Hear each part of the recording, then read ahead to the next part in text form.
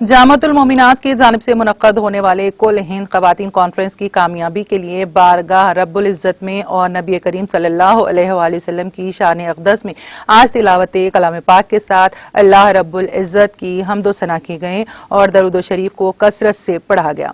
इस दौरान खुसूसी दुआओं का एहतमाम किया गया, जिसकी सरपरस्ती नाजिम आला जामिअतुल मोमिनात डॉक्टर मुफ्ती हाफिज मोहम्मद मस्तान अली खादरी ने की और निगरानी सदर मजलिस इस्तक़बालिया कुल हिंद ख़वातीन कॉन्फ्रेंस मौलवी अलहाज वहीद अहमद एडवोकेट रुकन वक्बोत ने की, जिसमें मेहमान खुसूसी इफ्तिखार शरीफ शिकागो ने शिरकत की। एजाजी मेहमान के तौर पर सैयद अकबर हुसैन साबिक़ सदरनशीन अक़लियती मालियाती कॉरपोरेशन और हाफिज मुजफ्फर हुसैन बंदे नवाजी ने भी शिरकत की।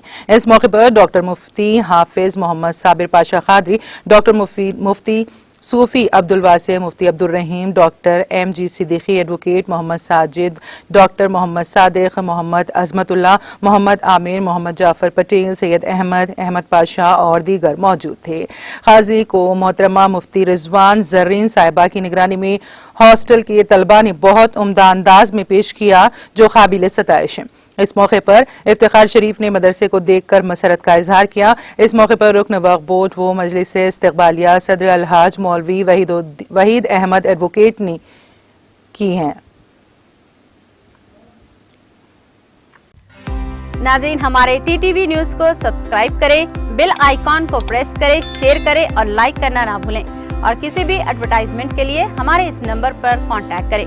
हमारा नंबर है 9550102020 पर।